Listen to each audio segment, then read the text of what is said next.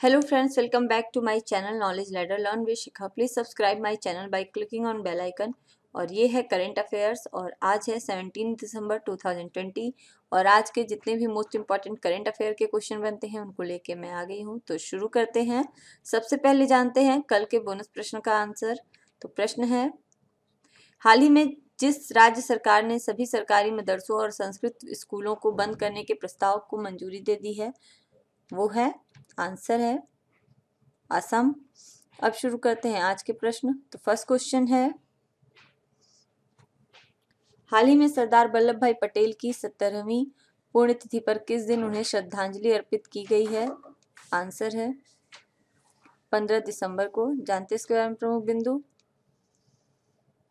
15 दिसंबर को सरदार वल्लभ भाई पटेल की 70वीं पुण्यतिथि पर उन्हें श्रद्धांजलि अर्पित की गई। गुजरात के नादियाड में 31 अक्टूबर 1875 में जन्मे सरदार वल्लभ भाई पटेल भारत के लौह पुरुष के रूप में जाने जाते हैं। उन्होंने भारत के साथ 500 से अधिक रजवाड़ों का विलय कराया था। सरदार पटेल ने भारत के पहले उप प्रधानमंत्री के रूप में सेवा की और वे गृह मंत्री भी रहे हैं। वे भारतीय राष्ट्रीय कांग्रेस के वरिष्ठ नेता थे। भारत गणराज्य के एक संस्थापक के रूप में पटेल ने देश की आजादी के लिए संघर्ष में महत्वपूर्ण भूमिका निभाई। 12 अक्टूबर 1947 में दशहरे के अवसर पर सरदार पटेल ने अखंड भारत की अवधारणा का आह्वान किया। वे 15 अगस्त 1947 से 15 दिसंबर 1950 तक देश के पहले गृह मंत्री तथा उप प्रधानमंत्री रहे। उनकी मृत्यु 15 दिसंबर 1950 को हुई थी। नेक्स्ट क्वेश्चन है, हाल ही में प्रधानमंत्री नरेंद्र मोदी ने गुजरात में कच्छ में कितने महत्वाकांक्षी परियोजनाओं का शिलान्यास किया है? आंसर है 3। जानते इसके बारे में प्रमुख बिंदु। प्रधानमंत्री नरेंद्र मोदी ने गुजरात के कच्छ में 3 महत्वाकांक्षी परियोजनाओं का शिलान्यास किया। इन परियोजनाओं में दुनिया का सबसे बड़ा नवीकरणीय ऊर्जा पार्क, समुद्र जल शोधन संयंत्र और दुग्धर प्रसंस्करण डेयरी संयंत्र शामिल है। खारे पानी को पेयजल के रूप में परिवर्तित करने के संयंत्र की क्षमता 10 करोड़ लीटर प्रतिदिन होगी। इससे आसपास के तकरीबन 8 लाख लोगों को पेयजल की आपूर्ति की जाएगी। हाइब्रिड नवीकरणीय ऊर्जा पार्क अपनी श्रेणी का देश का सबसे बड़ा पार्क है और इसको इन सभी 3 परियोजनाओं की घोषणा प्रधानमंत्री नरेंद्र मोदी ने की है। नेक्स्ट क्वेश्चन है, ड्रग कंट्रोल ऑपरेशन पर भारत और किस देश के बीच हाल ही में द्विपक्षीय बैठक आयोजित की गई? आंसर है म्यांमार। जानते इसके बारे में प्रमुख बिंदु। ड्रग कंट्रोल ऑपरेशन पर 5वीं बार भारत म्यांमार द्विपक्षीय बैठक हाल ही में आयोजित की गई। इस बैठक के दौरान narcotics control bureau of India और म्यांमार की central committee on drug abuse control ने नई साइकोपोट्रिक पदार्थों ड्रग बरामदगी और जांच का संचालन करने के लिए समय पर सूचना का आदान प्रदान करने पर सहमति व्यक्त की। भारत और म्यांमार एक त्रिपक्षीय राजमार्ग और Kaladan multi modal transit transport project का निर्माण कर रहे हैं। यह मल्टी मॉडल प्रोजेक्ट कोलकाता को सिस्टवे बंदरगाह से जोड़ेगा। यह परियोजना म्यांमार की कालादान नदी की भारत के उत्तर पूर्व से जोड़ेगी और ये है वो परियोजना जो भारत और म्यांमार के बीच में हुई है। नेक्स्ट क्वेश्चन है, हाल ही में किस राज्य ने कोविड-19 के मुफ्त टीकाकरण की घोषणा की है? आंसर है बिहार। जानते हैं इसके बारे में प्रमुख बिंदु। बिहार में बीजेपी का संकल्प पत्र वित्त मंत्री निर्मला सीतारमण ने जारी किया। संकल्प पत्र में कुल 11 वादे किए गए हैं, जिसमें सबसे पहला वादा मुफ्त कोरोना वैक्सीन का है, जिसमें कहा गया है कि जैसे ही भारत में ICMR द्वारा कोरोना वैक्सीन के टीके की मंजूरी दी जाएगी उसके बाद सरकार बनने पर सभी बिहार के लोगों के लिए मुफ्त टीकाकरण की सुविधा दी जाएगी। नेक्स्ट क्वेश्चन है, हाल ही में किस देश ने अंगारा A5 हैवी लिफ्ट रॉकेट को लॉन्च किया है? आंसर है रूस। जानते हैं इसके बाद। रूस ने अंगारा A5 हैवी लिफ्ट रॉकेट को लॉन्च किया। इसे पहली परीक्षण उड़ान के 6 साल बाद इसे लॉन्च किया गया है। इस रॉकेट को 14 दिसंबर को उत्तरी रूस के प्लेसेटेस्क कोस्मोड्रोम से लॉन्च किया गया। इस रॉकेट में ब्रिज अपर स्टेज और एक मॉक स्पेसक्राफ्ट शामिल है। लिफ्ट ऑफ के 12 मिनट और 28 सेकंड के बाद दोनों को लॉन्च व्हीकल से सफलतापूर्वक अलग किया गया। अंगारा रॉकेट आक्रामक और विषाक्त प्रणोदक का उपयोग नहीं कर सकता। इस प्रकार इस रॉकेट से रॉकेट लॉन्च कॉम्प्लेक्स के आसपास के क्षेत्र में पर्यावरण को ज्यादा नुकसान नहीं होगा। 23 दिसंबर 2014 को अंगारा A5 ने पहली परीक्षण उड़ान भरी थी। अंगारा रॉकेट रूस को भू स्थिर परिक्रमा उपग्रहों को लॉन्च करने में सक्षम बनाएगा। यह रॉकेट पर्यावरण के अनुकूल ईंधन का उपयोग करता है। और ये है अंगारा A5 हैवी लिफ्ट रॉकेट जो कि रूस ने लॉन्च किया है। नेक्स्ट क्वेश्चन है, हाल ही में कोलैब किस प्रमुख कंपनी द्वारा शुरू किया गया नया म्यूजिक वीडियो एप्लीकेशन है? आंसर है फेसबुक। जानते हैं इसके बारे में प्रमुख बिंदु।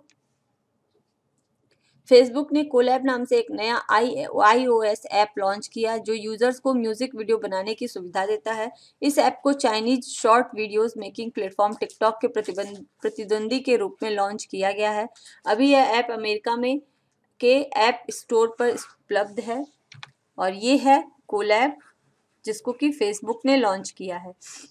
नेक्स्ट क्वेश्चन है, हाल ही में 2030 एशियाई खेलों की मेजबानी कौन सा देश करेगा? आंसर है कतर। जानते हैं इसके बारे में प्रमुख बिंदु। 2030 में होने वाले एशियाई खेलों की मेजबानी कतर की राजधानी दोहा करेगा, जो सऊदी अरेबिया के रियाद में 2034 के एशियाई खेल होंगे उनकी मेजबानी सऊदी अरब करेगा। पिछले एशियाई खेल 2018 में इंडोनेशिया के जकार्ता में हुए थे। तो हांगझोऊ में 2022 में अगला एशियाड होगा। एशिया में खेलों की सर्वोच्च संस्था एशियाई ओलंपिक काउंसिल ने इसकी घोषणा करते हुए आयोजन से जुड़ी जानकारी दी। और एशिया के 45 देशों की राष्ट्रीय ओलंपिक समितियां एशियाई ओलंपिक काउंसिल की सदस्य हैं। और ये जो एशियाई खेल जो कि 2030 में होंगे वो कतर में होंगे। नेक्स्ट क्वेश्चन है, हाल ही में संयुक्त राष्ट्र विकास कार्यक्रम द्वारा जारी किए गए मानव विकास सूचकांक में भारत किस स्थान पर है? आंसर है 131वें स्थान पर। जानते हैं इसके बारे में प्रमुख बिंदु। संयुक्त राष्ट्र विकास कार्यक्रम UNDP की तरफ से जारी मानव विकास सूचकांक HDI में भारत 2 अंक फिसलकर 131 पर पहुंच गया है। पिछले साल अपना देश 129वें स्तर पर रहा था। हालांकि UNDP का कहना है कि सूची में भारत के फिसलने का यह मतलब कतई नहीं कि वहां काम नहीं हो रहा है, बल्कि इसका अर्थ यह है कि अन्य देशों ने बेहतर काम किया है। मानव विकास सूचकांक में किसी देश के जीवन स्तर को मापा जाता है। इसमें देश के सकल घरेलू उत्पाद GDP तथा उपलब्ध स्वास्थ्य एवं शिक्षा के स्तर आदि को भी देखा जाता है। मानव विकास रिपोर्ट 2020 के अनुसार वर्ष 2019 में जन्मे भारतीयों की जीवन प्रत्याशा 69.7 साल आंकी गई है, जबकि बांग्लादेश में यह 72.7 साल रही है। और ये है मानव विकास सूचकांक। नेक्स्ट क्वेश्चन है, एशिया पैसिफिक ब्रॉडकास्टिंग यूनियन के उपाध्यक्ष के रूप में किसे चुना गया है? आंसर है शशि शेखर वेम्पति को। जानते इसके बारे में प्रमुख बिंदु। National public broadcaster Prasar Bharati के CEO शशि शेखर वेम्पति को दुनिया के सबसे बड़े प्रसारण संघों में शुमार Asia Pacific broadcasting union ABU का वाइस प्रेसिडेंट चुना गया। कोविड-19 के कारण बुधवार को वर्चुअल रूप से हुई ABU की सामान्य सभा के दौरान उन्हें इस पद के लिए चुना गया। इस पद पर वेम्पति को तत्काल प्रभाव से 3 वर्षों के लिए निर्वाचित किया गया है। और ये हैं शशि शेखर वेम्पति। नेक्स्ट क्वेश्चन है, एक्जिम बैंक ऑफ इंडिया ने किस देश की बुनियादी ढांचा परियोजनाओं के लिए 448 मिलियन अमेरिकी डॉलर की लाइन ऑफ क्रेडिट जारी की है? आंसर है उज्बेकिस्तान के लिए। जानते हैं इसके बारे में प्रमुख बिंदु।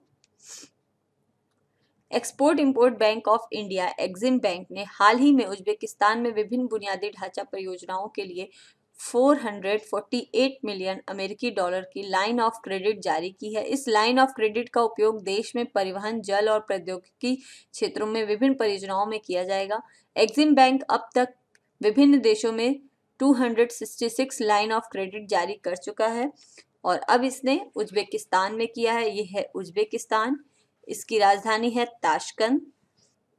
तो फ्रेंड्स, कंप्लीट होते हैं आज के ये 10 मोस्ट इंपॉर्टेंट करेंट अफेयर के क्वेश्चन। अब जानते हैं आज का बोनस प्रश्न क्या। हाल ही में गृह मंत्रालय ने जिस सांसद एवं अभिनेता को वाई कैटेगरी की सुरक्षा प्रदान की है उसका नाम क्या है, ये आप मेरे कमेंट बॉक्स में ज़रूर लिखिएगा।